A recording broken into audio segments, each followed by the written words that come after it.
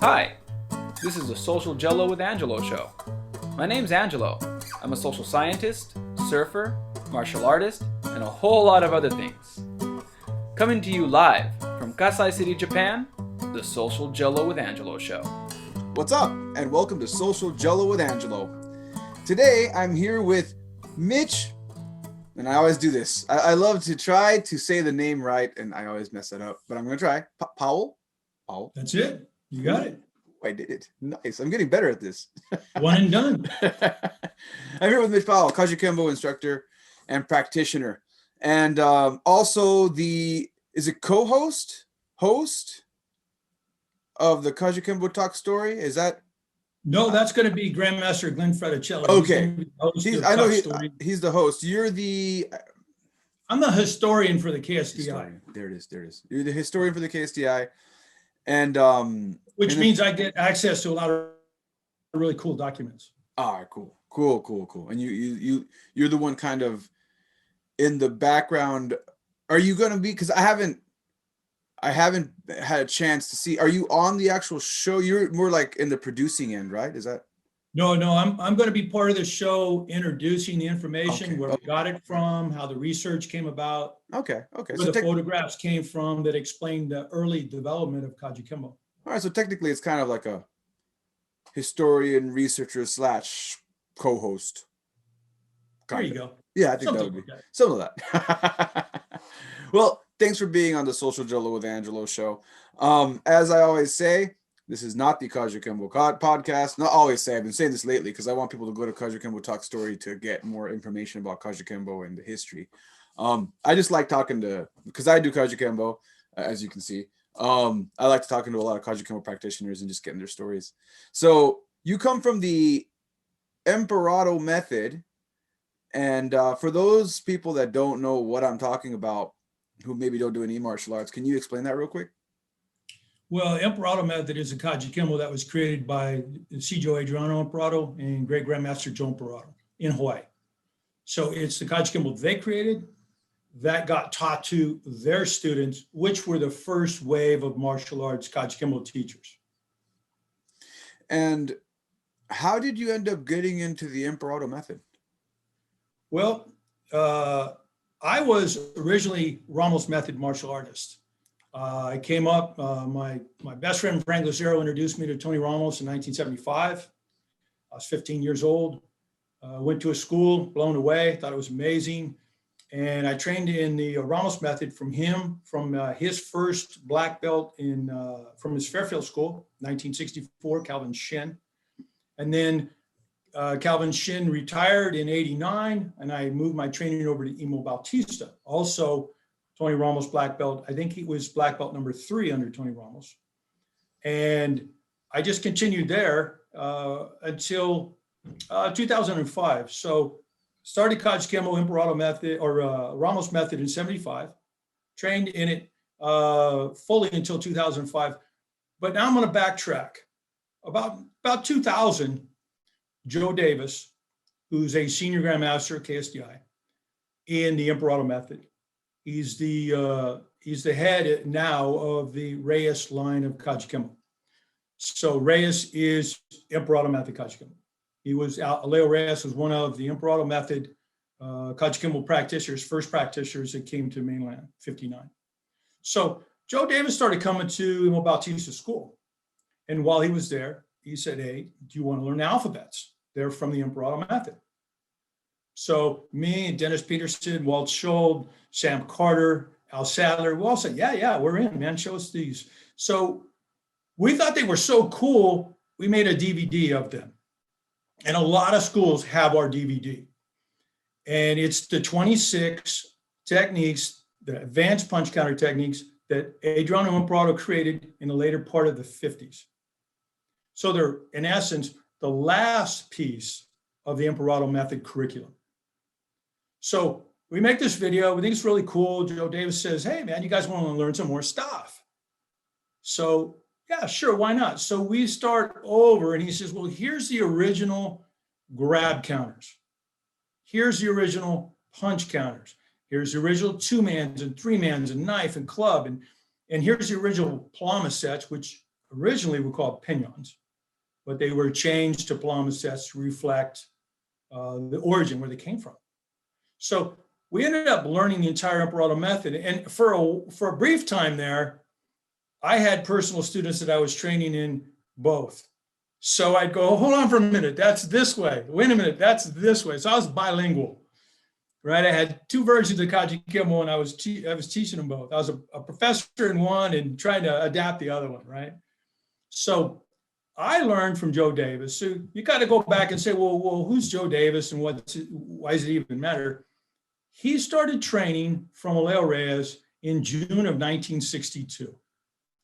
And tomorrow, we can all say happy birthday to Joe because he'll be 85 years old tomorrow. So he trained from Leo Reyes in 62. Well, Kajukenbo, as we'll point out here in a little bit, didn't even get its name until 1957, the end of 57.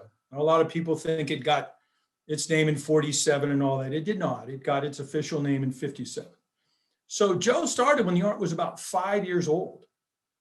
So the knowledge that he got through Leo Reyes was some of the earliest known Emperado Method knowledge. So he learned that from Leo Reyes, and he passed that on to us. I have a Bible that he gave me. And in the Bible, if there's any differences in a technique or other ways to do it, his Bible says this is, basically his deal. It's not part of the original method. So he even identifies when things have changed a little bit, but always keeps the original the way it is. So that's how we got the Emperado Method. And go backtracking even some more, was Kajukenbo the first martial art you did? No, I started off in karate. My first teacher, 74, was Bill Soto. Sensei Soto went to Korea during Vietnam. And then he came back to Winters. It's in Northern California. It's where I grew up. And he opened a school. So I started training there. And that was my first, I was 14. That was my first introduction to karate. And I thought it was amazing. And, I was kind of skinny, but I was pretty much your average kid, right? And I had an older brother. So, people weren't picking on me or bullying me or anything like that. I didn't need it to protect myself. I just thought it was so cool. And it's just in my head, like 4 months of this, I'd be like, unbeatable, right? I'd be unstoppable because you'd watch a TV show, Kung Fu or whatever, and you just see what he does. And he's like, nobody can harm this dude. And I was like, I'm going to be that guy. So I started doing that. Well, reality hit me. In my class was Romero Jimenez. Romero was about 6 years older, and he was a Golden Gloves boxer. He lived about a block away from me.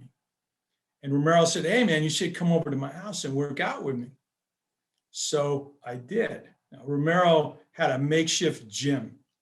And in this gym, he had bags and 16-ounce gloves he got from Mexicali. I mean, it was set up for you to go in there and box. And in my case, get pounded by a guy that was 6 years older than me. And he knocked me out so many times, I honestly could not tell you how many times. But the reality I was trying to, share here is that fighting's one thing and what your mind says is completely different. And Romero introduced me to, fighting, to punching and getting, knocked around and knocked out and all that stuff. And I worked out with Romero all the way through high school up to the point where I actually left, graduated from high school and went to college and left. I still trained with that guy. And I don't know that I ever got tougher than he was, even when I, was like 18 years old or whatever. He was just a tough dude. So my introduction went from karate with Bill Soto to also training with Romero in boxing. And then Frank Lucero introduces me to Tony Ramos. So if you lived in the Bay Area or anywhere near there, you were completely spoiled because you could not make a bad decision on which Kajukenbo school you were going to, whether it's Reyes or Ramos or Gaylord or Halbuna. They were there, and these guys were all incredible.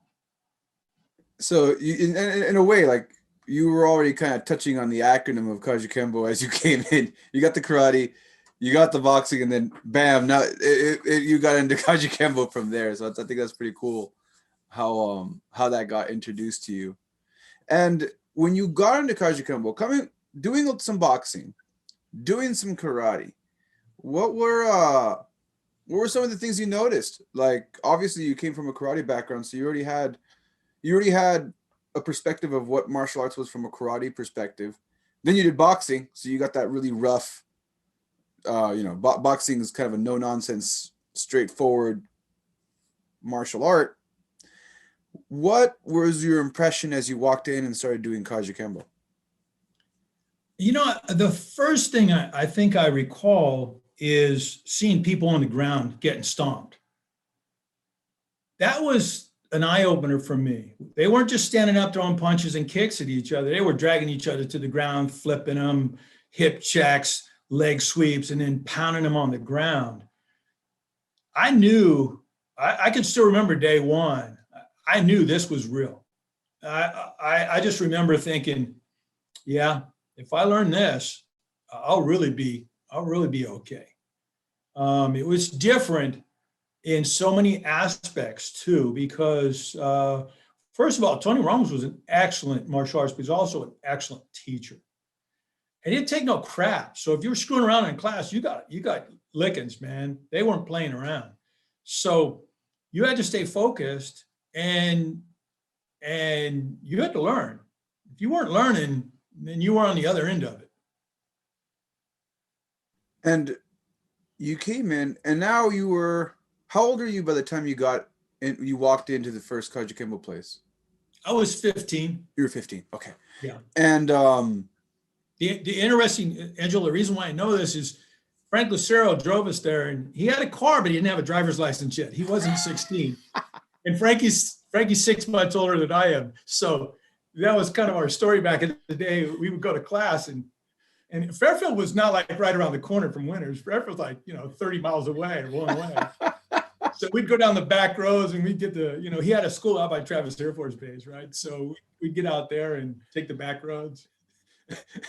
And then we know our timeline pretty good. And nobody asked you how you got there.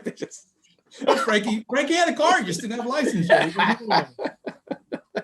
Oh, that's hilarious. So you walked in, you're doing your Kajukenbo training, you're 15. You got there. I think that's the important part. You got there. And you're doing the Kajukenbo training. You're going through, this is something, you're starting to see that this is something that's very different from the other stuff you experience. It's real. What made you want to stay? Because I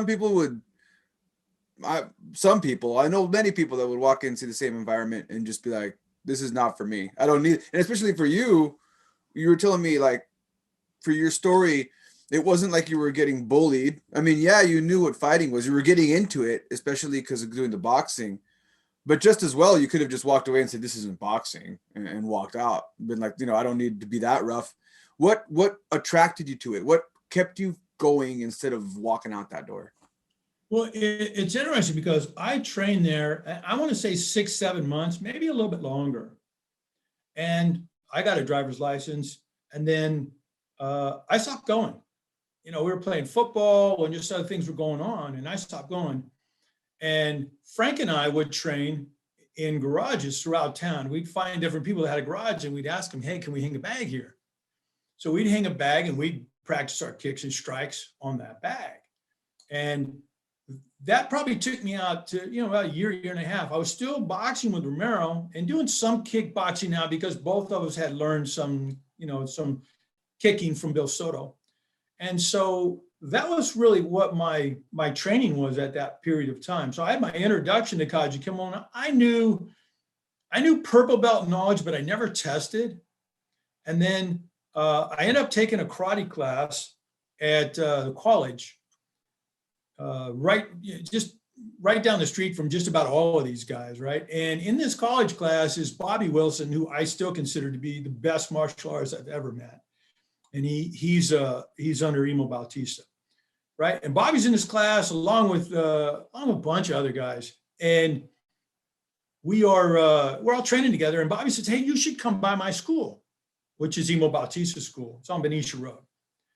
I couldn't find the school. I was driving around, and it's just Vallejo. I had no idea where I was. I couldn't find the school. So I go back, and I don't know, a week later or whatever, another student said, I asked him where Bobby was, and he says, well, Bobby's not here anymore. I said, well, why not? And he said, because Bobby's still in high school. He was just coming down to class to train with people. So one of the other students says, hey, you should come by our school. And it was Calvin Shin School. So I went by Don Robnett. I went by that school, and Don introduced me to Mr. Shin, and I began training there. When I started, I already had purple belt knowledge, but I had to, get everything down again, and then I tested. And so under Mr. Shin, I trained until 1989, and then he retired. And through him, I got all my belts, purple, blue, green, brown, black, first degree, instructor certificate, etc. And then once he retired, I started training with Wally J in small circle jiu-jitsu because I was a police officer in Oakland, and I was getting in trouble. I was a little excessive a few times. So someone suggested go learn some jiu-jitsu, Wally J's small circle, and you'll probably get out of the trouble. So I went over there and trained with Wally for a while. And then my dad got cancer. So then I'm taking care of my dad now. So after my dad passed away, I decided I've got to get back in the game. Mr. Shin's retired. So I started training with Emo Bautista. And through Emo, I got the rest of my ranks up through professor. And I stayed with him until 2005. So my journey was among several different instructors, but they were all on the same path. Cal Shin and Emo Bautista were students of Tony Ramos, all the same stuff, all the same knowledge, which was very beneficial for me. So that was my journey through that point. And something I like to talk about, because I do a lot of cross training, and I talk to people that do different martial arts, and I am biased, and I'm going to say it, I'm biased. Whenever I talk about belt testing, yes, every Kajukenbo school does a different type of black belt testing, but one thing that's seems to be, I don't know if it's universal yet, but I haven't met anyone who said it wasn't brutal. So how was the black belt test for you? What did you have to go through, and what did you do to prepare for it? Well, I don't consider my black belt test to be all that brutal, but it was challenging in that it was something I got to accomplish. I worked hard at it. My father was there. My wife, who was my girlfriend at the time, was there during all of these promotional periods. So for me, it was really just about a chance for me to show up and do something, make my family proud, my girlfriend proud. A lot of it was about that. Now, I have a sidebar here. In the early 80s, I became a competitive bodybuilder. And I competed in the Mr. North Bend and Mr. NorCal and the Mr. Napa Valley and Mr. San Joaquin Valley, et cetera, a bunch of shows. So at the point where I was testing, I was pretty big. I was still by 220, right? So yeah, I had a lot of, 19-inch arms and stuff like that. So I had a lot of size to me at the time. Mentally, that allowed me to kind of get over some of the fear of the fighting aspect of it. But we did the traditional forms and techniques, and then fight one guy for a minute, then another guy comes in and you got 2 minutes, 3 minutes, and 4. And that's fine for the time. When I look back on it now, based on the way that I was able to teach students of my own, I think it was okay. It was very elementary. When I trained my students for their testing, even green belt on, they had to box, they had to kickbox, they had to do MMA. As part of their training. We didn't spar. We didn't point fight or spar, although I love point fighting. It's weird, but I do. I think it's fantastic. But we didn't do sparring per se. We did fighting. So I transitioned into that, and we did ground grappling as well. So we did all the original method stuff, the techniques and forms, curriculum, but we also did boxing, kickboxing, street grappling, etc. So even though I went through it all, I think my testing in schools that I see now, the testing is even harder. Yeah, that's it's interesting because like there's a lot of different camps about, and I think that's what I love about Kajukenbo is the idea that each school has their freedom to do what they want for their students, so they can kind of tailor that to what their student needs. And as you know, every student needs something different when they get to that black belt. Everybody's at a different point where their instructor's looking for something particularly, maybe there's a personal challenge that they need to work on. And the test is supposed to bring that out. So like you got through the test, you were doing bodybuilding at the time. Yeah, when I got my black belt, I had stopped bodybuilding. I stopped bodybuilding in 84, got my black belt in 85. All right. Well, you had all the strength, all the strength training you got from bodybuilding. That doesn't really go away, you know. Maybe you're not as cut as before, but the muscles don't just disappear. So like you did your black belt test. You keep going. You got the rest of your belts. And I guess there's always that point, and for everyone it's at a different point.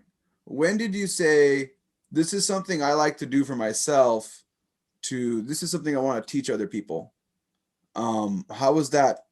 Was that like a smooth switch? Was that a sneaky switch? How'd that work for you? Well, I've always been the type, if you show me something, I can't wait to show it to somebody else. My oldest son, Matt, is exactly the same way. As soon as you figure something out, he's like, hey, let me show this to you. He's actually a PE teacher, and he's a CrossFit instructor. Been doing CrossFit forever, did the games a couple of times, that kind of stuff. As soon as I learn something, I absolutely want to share it with you. So it's never been an issue for me. You know, like I said, when I saw the martial arts, I was hooked. I knew right away, this is legit. This is so much fun. And I never lost that feeling. I feel the same way today as I did back then. I've never lost that feeling. Yeah, I think anyone who really gets into it, that's what it is, right? Like, right. And then you talked about when did I decide I wanted to teach? Kajukenbo kind of has a formula that, once you get your black belt, now what are you going to do? Well, in most schools, if you're a belt above someone, you're their teacher. At least in our Bay Area schools, it's always been that way. If you're a blue belt, you're helping teach purple belts. If you're a green belt, you're teaching blue belts. I was always helping people, just like Andy Marquez, who was my senior under Cal Shin, and he helped me. Each person is like pulling you, and then you pull the next guy up. So in 86, after I got my first degree, my instructor certificate, Andy Marquez opened a school and I opened a school. So there were three of us now, Cal Shin's original school, and then each one of us had a school. Unfortunately, I got a job at the Oakland Police Department working in law enforcement that required me to spend all my time doing that. I could not run a school at that time.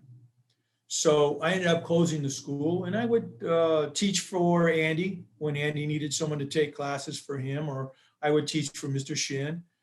I was still teaching, and I think I taught because I felt like it was a responsibility I had acquired by earning rank. And then this is something that I've never talked about on my podcast, but I've heard it talked about on Primal Radio podcast. It's a JKD podcast. He was talking to a law enforcement trainer. I think he was talking to Hawk. There you go. Yeah. yeah. Who's also got a Kajukenbo background. And he was mentioning the differences between training for a civilian and training for law enforcement. What are your thoughts on that? Like, as a Kajukenbo guy, as you said, it's really rough. there's a lot of things you can do as a civilian that you definitely can't do as a law enforcement officer. How did you kind of work that out without getting into on the podcast? I'm going to share a funny story with you because I think it'll be a better explanation. I told you we were filming these DVDs, right, with Joe Davis's knowledge. We're creating, now we're creating knife and club techniques.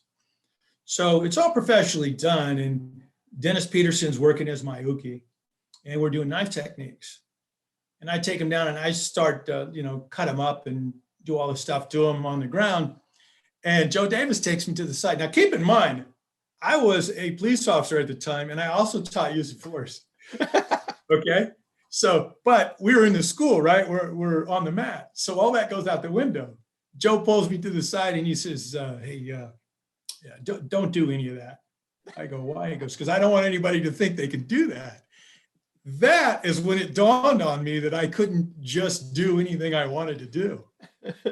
Even though I was able to separate it at work, I wasn't able to separate it at that point, up until that point on the mat. And since then, I started teaching use of force as applications along with your self-defense techniques, what you can legally do, right? Which is a big part of what I teach now. Yeah, and I think that's the people always right now I have a student who's law enforcement, and he got into Kajukenbo because I'm in Japan. I've mentioned this. Always mention it because people are listening and they might not see the Japan part back there. I'm in Japan. So right now I'm teaching a few law enforcement guys that come in and out, and they're police officers. And this particular guy walked in because he found the John Bishop's Kajukenbo book and saw knife work. He can't speak English. He used his phone with the Google Translate app to be able to read it. And he saw that there was like a law enforcement element there. And then he's like, I really want to learn knife stuff. And I told him, I hate teaching knife stuff. He looks at me, he's like, why? I'm like, I just don't like it. It's not pretty. It's not I know you really want this stuff, and I'm just gonna ask you before we start, before we go into there, let's make sure we do it within the rules that you have, because American law enforcement and Japanese law enforcement have different rules. Right. So and then he really didn't get why I didn't like teaching it. And then I decided to brush up, talk to some other Kajukenbo guys, because I wanted to make sure that I did it right. So I talked to some of my mentors that train law enforcement, and we started working the drills. And immediately as we start working the drills, he was like, this is ugly. I can see why you hate this. I'm like, I really do. I really hate knife stuff. We're not putting any of this on the internet because I don't want to train anybody how to stab a cop. This is not that's not the kind of thing I want to be training people. We'll do this behind closed doors, and we won't put anything on it. We'll maybe show some sparring footage, but I'm not about to teach people how to do this, because there's a really nasty element here that I feel the modern, I love MMA. I love other aspects of martial arts, but the combatives element is really different, right? And that's what kind of comes up when you're doing that kind of training. Now, where you're at now to where you were when you started, how has your Kajukenbo changed? You kind of touched on it a little bit right now, but how do you feel Kajukenbo's changed? How do I think my Kajukenbo's changed, or Kajukenbo in general? Your Kajukenbo. We'll get to the rest of the Kajukenbo community later. Well, for me, I made a transition to adopt the Emperado Method, over 20 years ago. And it wasn't that it was better than the Ramos Method. There's no better. I mean, it's all good stuff. I was, I guess, enamored by the fact that Joe Davis could show me how old it was, that it hadn't changed hands, that Leo Reyes didn't change things, that this is what the Emperado brothers created and taught to Reyes, who taught it to him. That part really intrigued me. I was like, wait a minute, this is some of the earliest Kajukenbo you can find. I've always been, just enamored by history. And to me, that's our history. So transitioning over was not difficult for me because most of the techniques and forms are similar. About probably half of it's the same. For me, it was about trying to find the roots, not just my roots, but Kajukenbo's roots. So that was the physical part of it, if you will. But for me, I went back to college, got a bachelor's degree, and then when I was doing my master's degree, I did a lot of research. And while I was doing the research, I thought to myself, hey, I should do some more research on Kajukenbo. Let me figure out what we can about the art, about the players, the people that were involved. And that kind of put me on a journey. That was about a decade ago of trying to find documents and history on the early development of Kajukenbo. So newspapers and photographs, etc.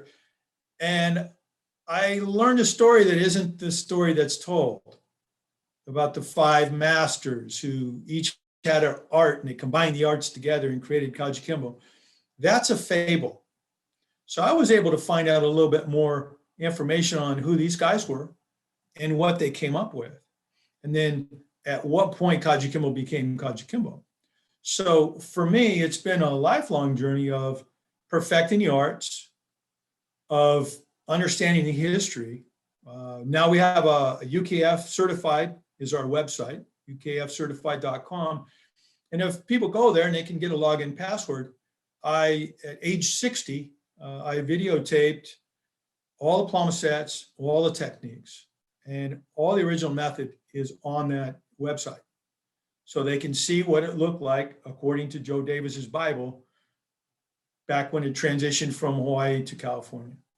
So all of it, as much as I can, is to try and share what it was before it became all these other things.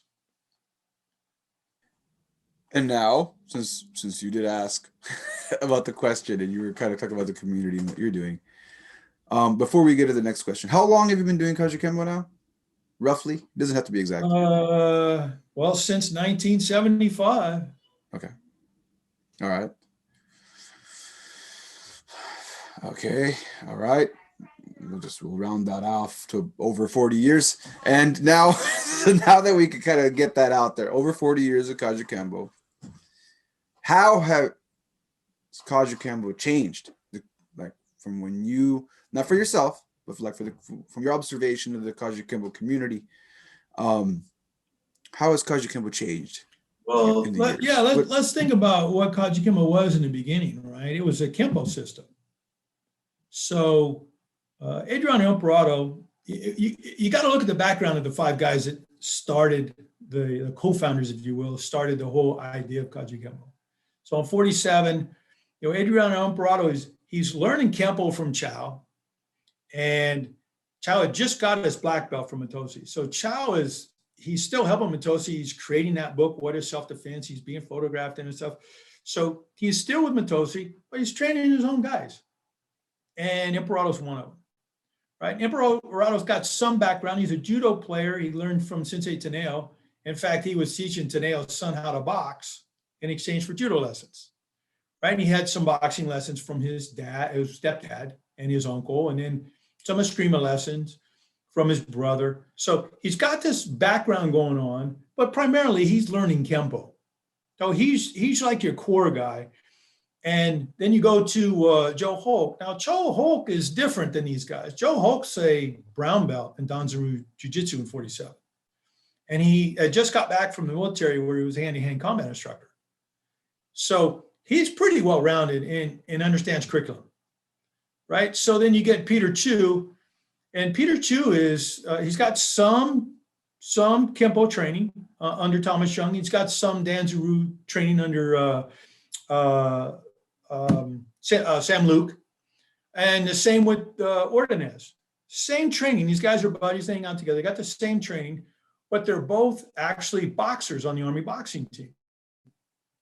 So along with them is George Chang. A lot of times you hear his name is Clarence, which is wrong, and I don't know how they got it that way, but his name's George Chang. According to John Bishop, George was also on that Army boxing team. And David Tavares, who did the black robe, he did a little research talking to the sister of George Chang, actually, I got some really cool photographs through all of this, but David explained through the sister that George Chang did not have this Hong Kong, China background that people often write about. He trained at about age 16 right there in Kalihi, trained in Kung Fu. So these are your guys. Now, they all have, Ordonez, Chu, Emperado, they all have some grappling background. And Emperado's boxer, the other two are boxers. So when all of this came together early on, it was Kempo, Karate, Judo, Jujitsu, and boxing. They did not like the name Kajukenbo, Kempo, Karate, Judo, Jiu-Jitsu, boxing. So they cut Kempo and Karate in half because they had written it down on paper and put the ka on the front. Kajukenbo. That's how they came up with the name Kajukenbo. That's my understanding. So that was the original creation of Kajukenbo. So then you go, well, what did these guys come up with? Most of the time you'll say, oh, Kajukenbo was created in 1947. No. If you look at John Bishop's videos with Cedro Emperado, he explains they came up with techniques. But the techniques were so cool that Chow wanted Emperado to say Chow taught him to him. And Emperado says, I couldn't do that because Hulk and Ordonez and et cetera, these guys helped create these techniques. Now, we don't know how many techniques, and we don't know how many made it into what later became Kajukenbo. We just know they created some techniques. If you watch the same video, you've got Emperado demonstrating punch counter number 1. He does the parry, the hammer fist strike, and a front ball kick, which is actually punch counter 1, 2, 3, and 4 in the original method. It's also punch counter 17, and they had a different ending. And then it's done on the 2-mans. It's on 2-man 2 and 2-man 5. So that one technique is modified and used several different ways within the original method.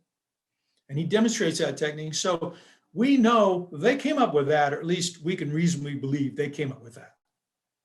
We don't know how much other stuff they came up with. So when this group concluded in 49, we know they had some techniques. We just don't know how many.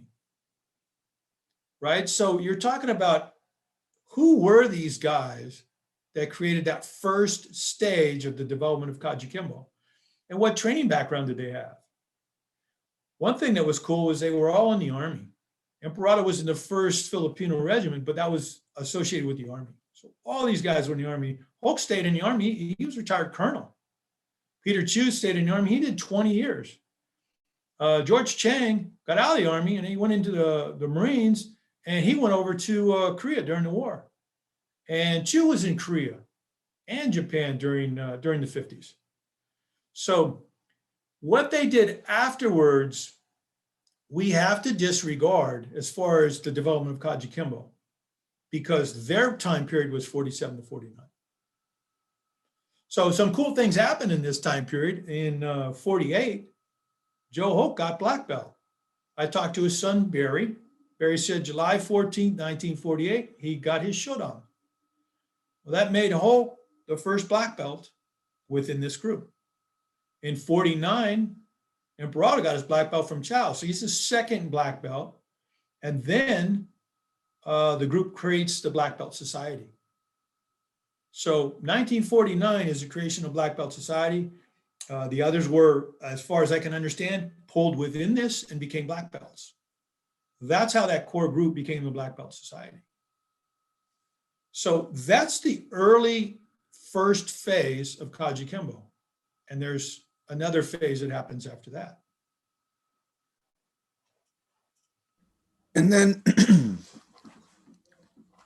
from your personal experiences of when you got involved in Kajukenbo to where Kajukenbo is now, how has it changed? So if you go through what came out of that first phase, you go into the second phase. The second phase is where Emperado starts teaching at Pan American Airlines, and his student is Marino Tiwanak.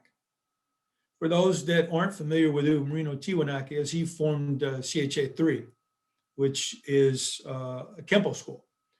Tiwanak was a professional fighter. Now, keep in mind, the others were boxers and amateur boxers. Peter Chu had about 100 ring fights by 1947, but he wasn't a professional fighter. Tiwanak was. When Emperado's doing techniques, look at the guys that are throwing punches at his face. They can knock you out.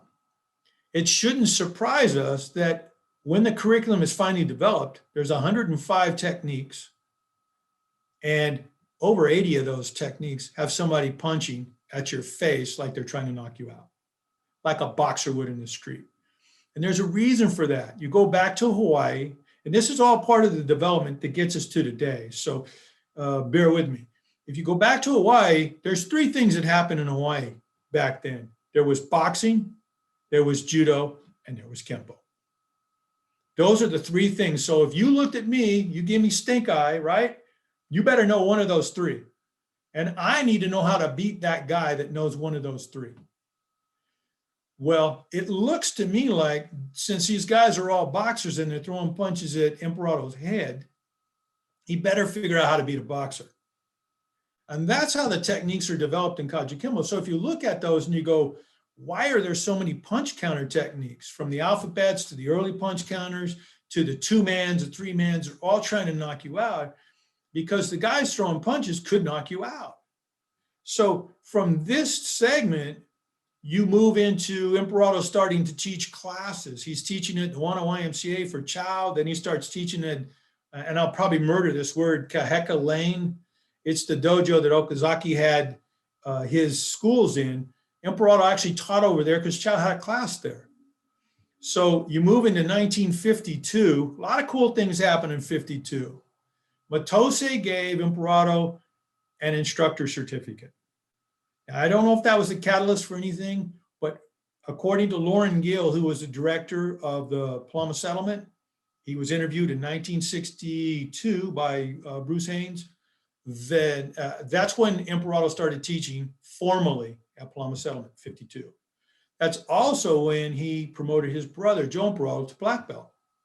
That's also when Woodrow McCandless, who had a Kempo school at the Palama Settlement, moved his school over and joined his group, merged his group with Emperado.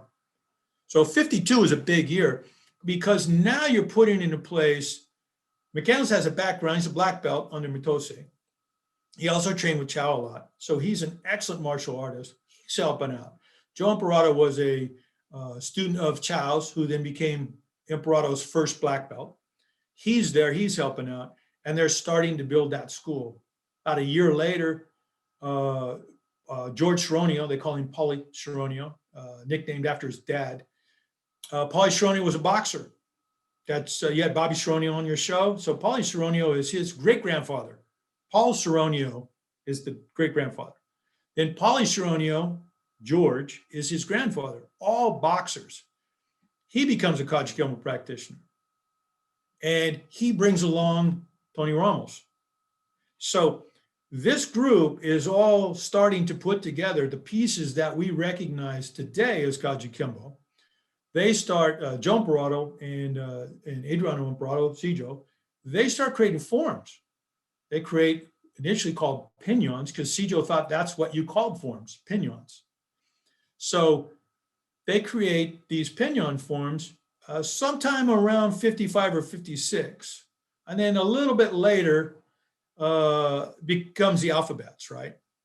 So 57, the end of 57, you get the creation of the Kajukenbo Self-Defense Institute and the name change, because originally they had a Kempo martial art. Their Kempo becomes Kajukenbo. So if people say, hey, where'd Kajukenbo come from? It comes from the later part of 1957. And I got a newspaper article here somewhere. I can figure out where I said it. Yeah. So if you go on the internet, do a little searching, you'll find this newspaper article. I don't know if you can see it. I can see it. In the article, it is dated December of 28, 1957, and it's Emperado officially announcing the Kajukenbo Self-Defense Institute and announcing instructors, board of directors, he's the chief instructor, Joe Emperado is the co-chief instructor, Reno Tiwanak is an instructor, and then he lists his board members. So that's where we get into Kajukenbo period, where it actually has a name now. So from there, you get the addition to the curriculum of the alphabets and then probably the last couple of forms.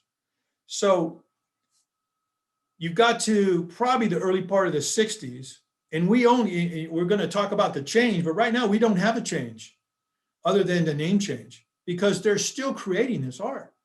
So they eventually come up with a curriculum. So they've got 15 grab counters, they've got 21 punch counters, 15 knife counters, 13 club counters, they've got 8 two-mans, they've got 6 three-mans, they've got 26 alphabets. There is one 4-man attack, but most folks don't really even deal with it because it's really a 3-man attack with a rover, right? So technically there's 105 techniques, and then some A and B techniques were added over the years, but we know there's 105 techniques and there's 14 forms.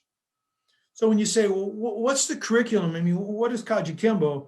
You go back and you say, well, this was the original curriculum when it was actually identified as Kajukenbo. There are other schools that, hey, maybe have less curriculum, but from this time period, that's the curriculum. So we're all cool, except something's going on here. Sijo's training and he's doing a lot of Kung Fu and he's really digging it.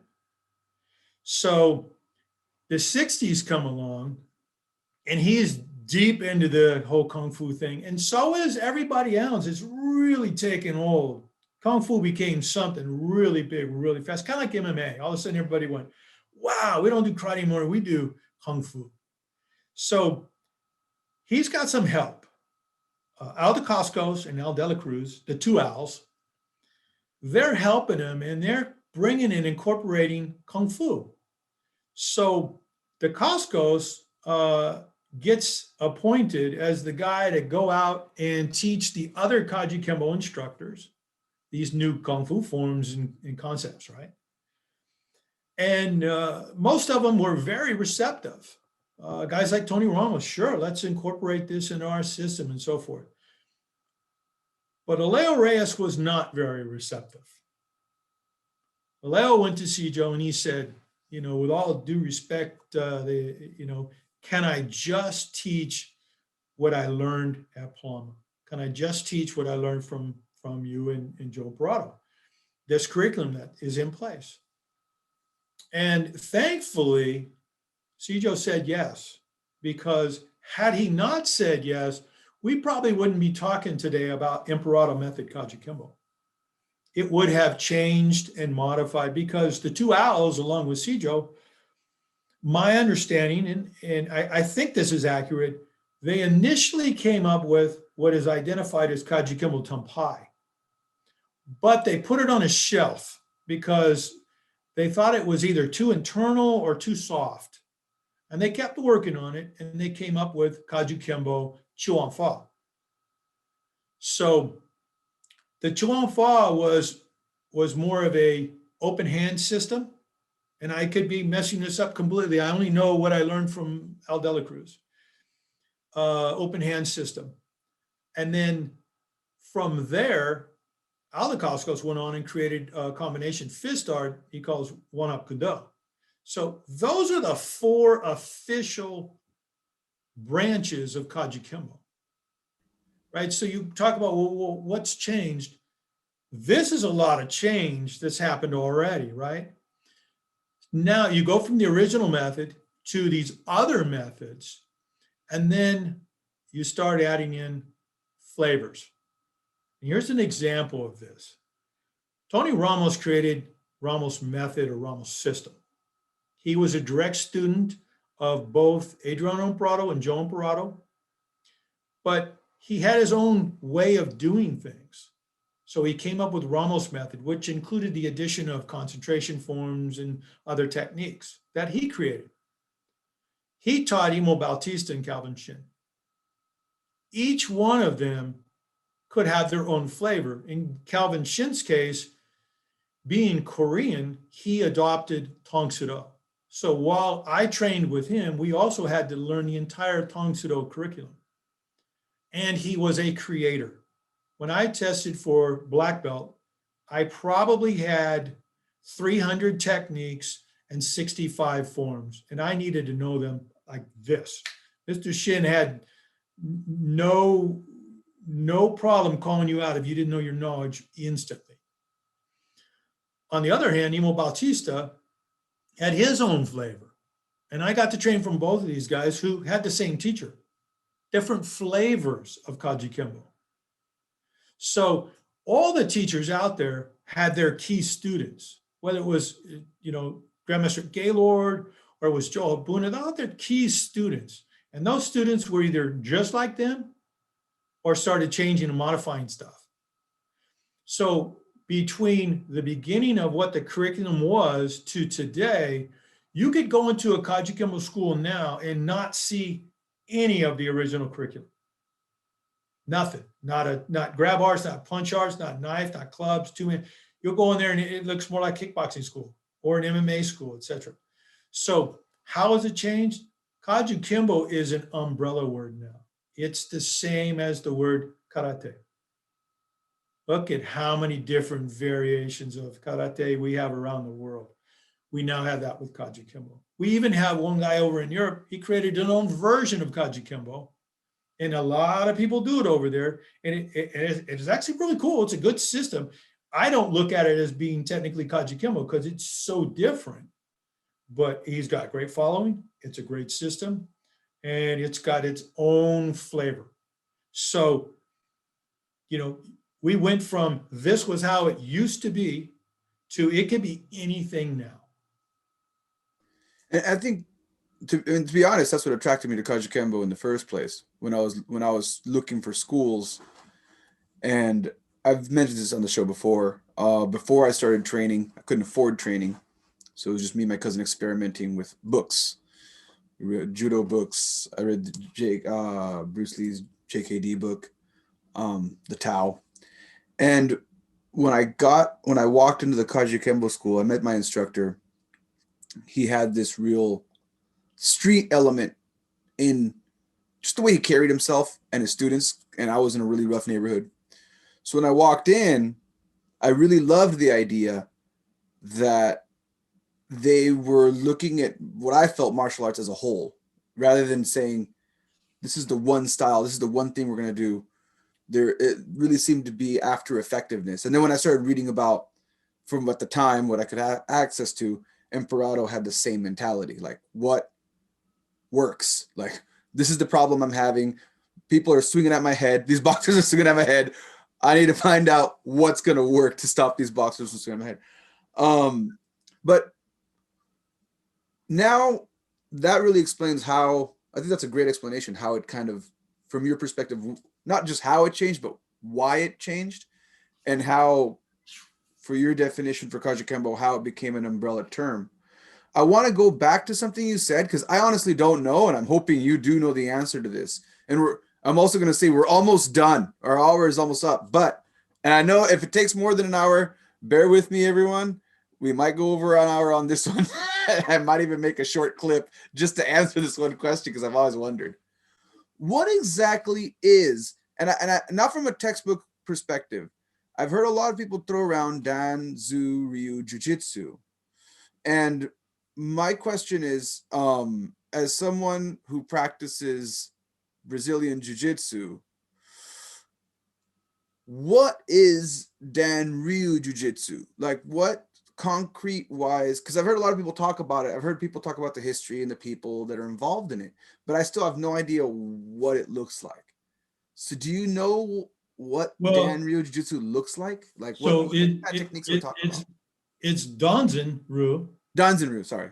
Danzan Ryu. And my suggestion would be to get a hold of somebody like Russ Rhodes, someone like that, that could introduce Danzan Ryu Jiu-Jitsu to you, because, there are a lot of guys out there. I think it's George Arlington or something like that. There's a lot of guys out there that have, all the knowledge on this art. I'm only going to touch on the surface, but look, Henry Okazaki had a teacher there in Hawaii, and he learned jujitsu. And at some point, I think it was 1924, 25, and I'm just thinking this off the top of my head. Okay. He went over to Japan and he went to all the schools that were over there. Okay. And I think it was gone for 5-6 months, maybe even a year. He was gone for a long time. Went to all the schools that were over there. And at one point he went to the Kodokan, and Jigoro Kano awarded him Shodan. Okay. So whatever he was learning, the jujitsu that he was learning from his teacher, and I actually have this all in all my notebooks and stuff like that, his teacher taught him well. What year was this? Roughly. 1925. Okay. All right. No, that answers a lot right there. I'm going to pause it right here for anybody listening who's now listening to this video as a separate piece. For those of you that don't know, the Kodokan was like the original before the Judo Federation was official, because it still wasn't official back then. The Kodokan was the organization that would later become the Judo Federation that everybody knows now today. And for anybody listening from a jiu-jitsu background, at this point, they're still doing double legs, single legs, submissions. They're still doing all the newaza, all the groundwork, all the stuff that would later turn into Brazilian jiu-jitsu, because the same. Okay, hold on a second. I don't want to mess this up. All right. So like I said earlier, I didn't want to mess this up. And here it is. So when we're talking about the Kodokan, we're talking about, for you BJJ listeners, Mitsuyu Maeda. He's one of the 5 Kodokan top groundwork experts. So this goes back to that guy who eventually will go down to become, he'll be related to Kano Jigoro. It'll go into how he ended up leaving, and Maeda eventually moves over and starts training people around the world in judo. And eventually this ends up going to Carlos Gracie.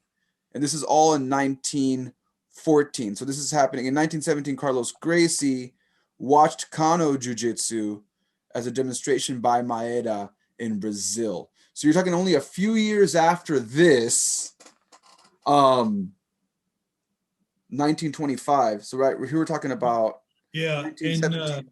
So not only a few years after this, and this is before, like I said earlier, and I'm not a historian. This is just from the stuff I've looked at, that the Kodokan eventually turns into judo. At this point, it's just Kodokan is just kind of unifying, because Japan has so many styles of jiu-jitsu, from Aiki to there's just so many styles of jiu-jitsu, newaza as they would say, that it wasn't until later that judo gets founded. But it's interesting to note that the jiu-jitsu that was being taught back then would later turn into judo, which looks nothing like what the jiu-jitsu looks. It looked more like Brazilian jiu-jitsu, to be honest. It didn't have, judo became more fixed towards becoming a sport and making it international sensation, if you will, for marketing. So what you're talking about in 1925 is this person was from Hawaii. They went to that same place that Maeda is from, got their black belt, and then came back to Hawaii to continue to teach grappling. We'll use the English word for grappling, because I don't want to get stuck with the newaza and tatewaza. Well, the part that, and I'm not an expert on Okazaki, but the part that needs to be explained here too is, although Kajukenbo is a mixed martial art, it was not the first mixed martial art. Hopefully that doesn't cause a lot of controversy, because Okazaki had a mixed martial art.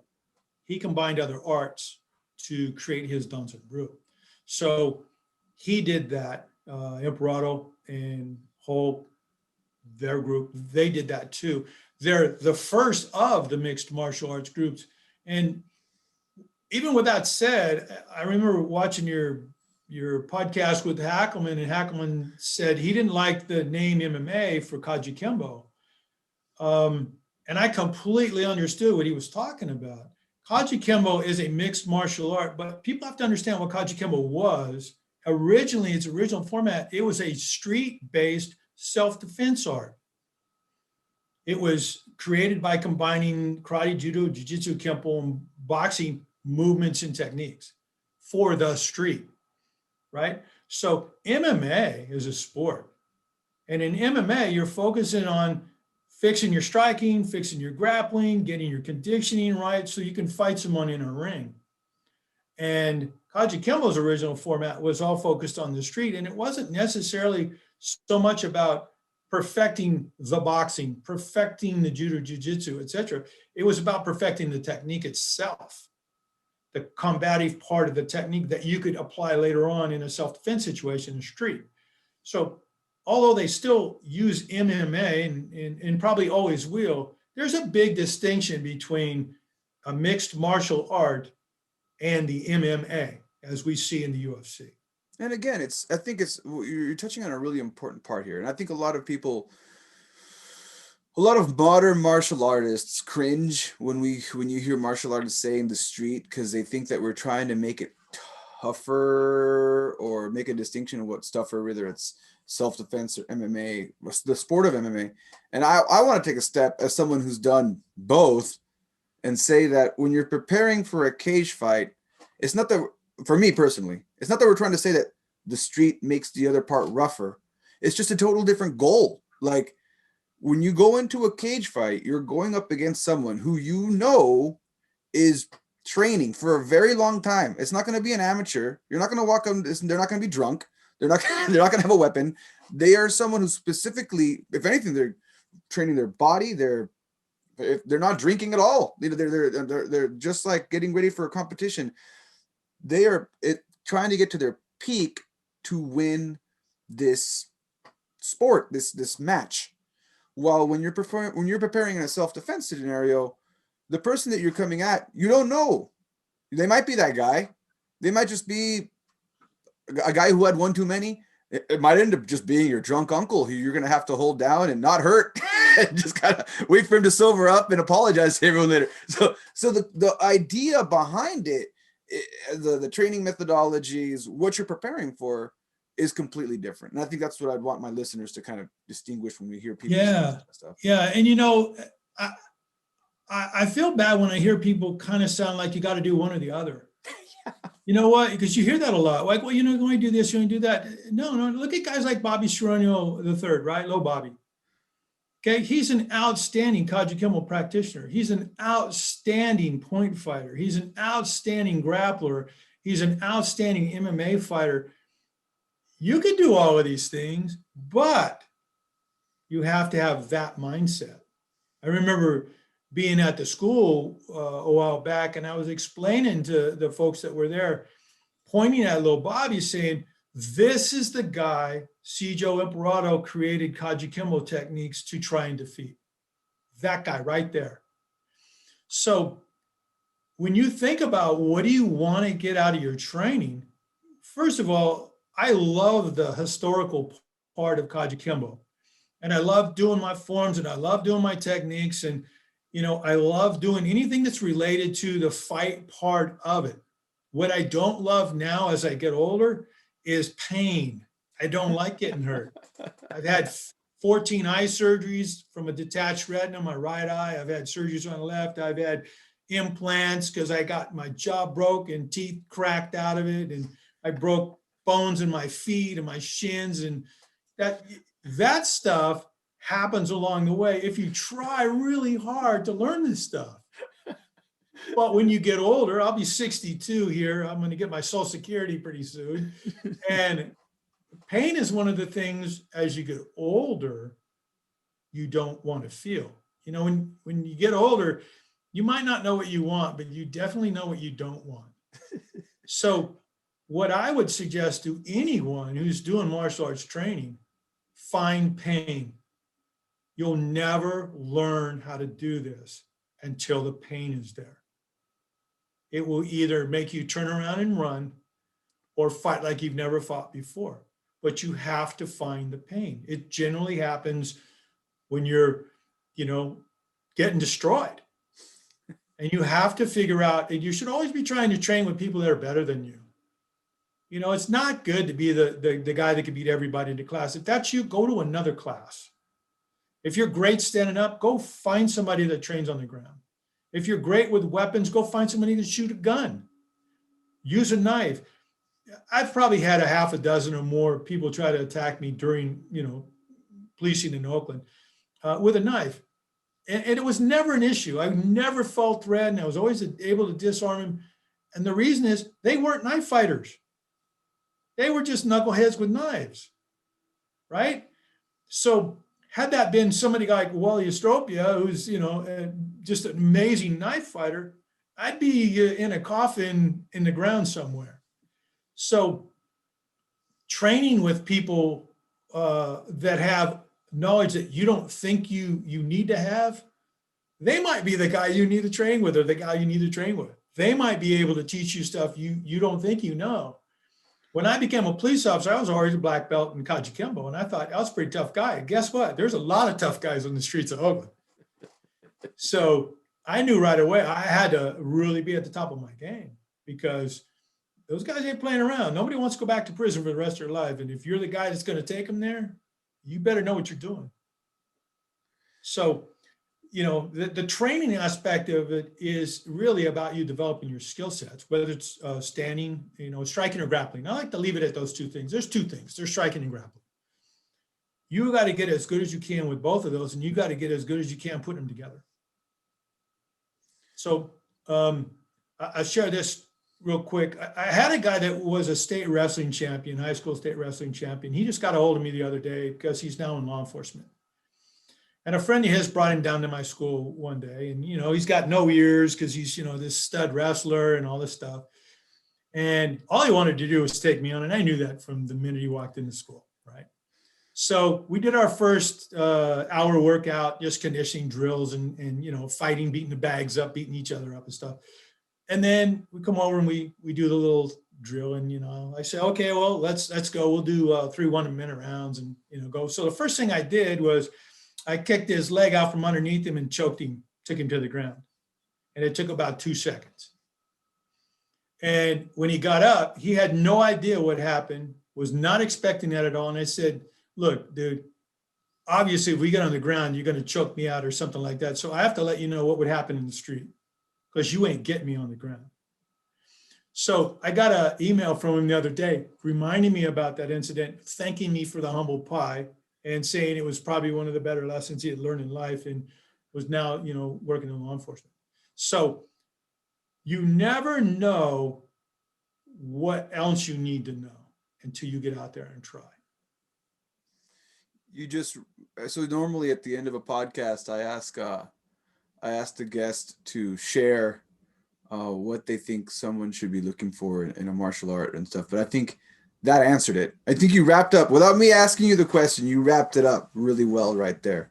So I think with that being said, we're going to wrap this episode of Social Gelo with Angelo up.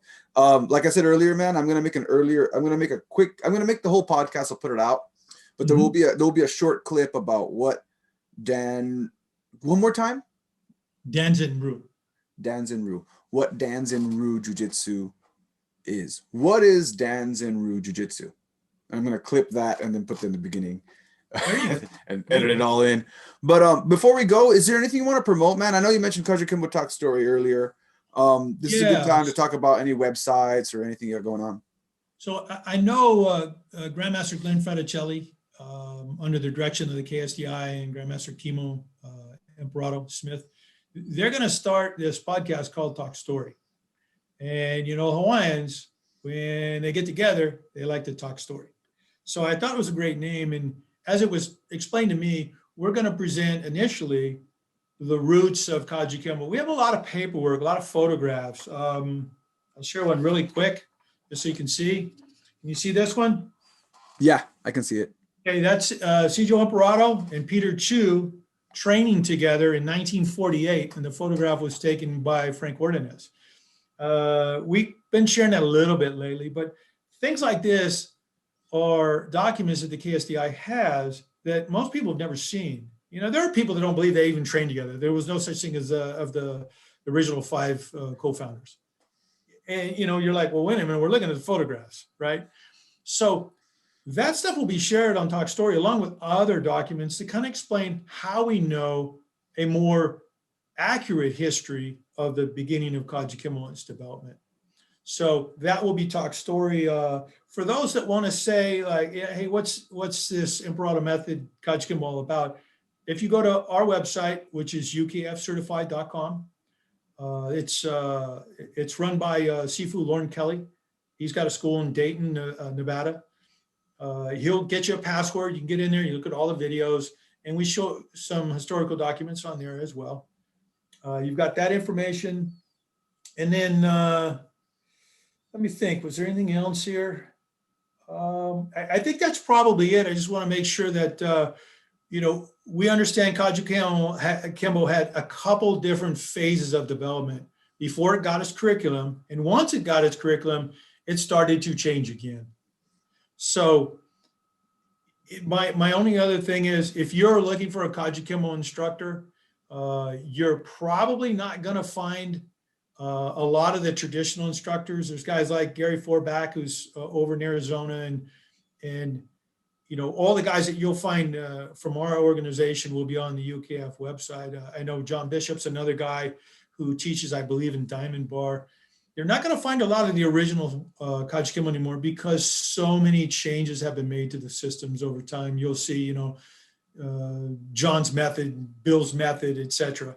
So if you're looking for the original stuff or the older stuff, you can look at this. I do want to share with you the original block strikes on Kajukenbo. The outward blocks, the inward blocks. I want to point out that those were done so hard that they were designed to almost knock your opponent over. So if you don't see that when you see the techniques being practiced, people are missing a big part of the original Kajukenbo. These techniques were designed to hurt them, hurt their arms, limb destruction, and then the technique comes in. So damage them, then attack them is pretty much the format with all of these techniques. So last bit of advice, if you're looking for a martial arts school and you walk in that door and you don't see any pads, any bags, turn around and leave. You will not learn anything fighting the air. So that's my 2 cents. All right. You heard it here, folks. Well, thanks again, Mitch, for being on the show. And for my listeners, thank you very much for listening to Social Gelo with Angelo. I'm a horrible YouTuber, and after an hour podcast, I'm going to ask you to subscribe and hit like. Should have said that first, but hey, you stuck around this long, so thank you. All right, well, catch you all next time. Peace. All right, man. Take care.